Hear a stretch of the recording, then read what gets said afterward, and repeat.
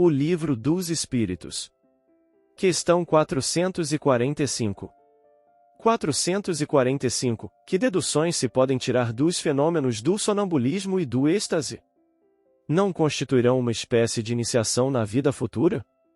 A bem dizer, mediante esses fenômenos, o homem entrevê a vida passada e a vida futura.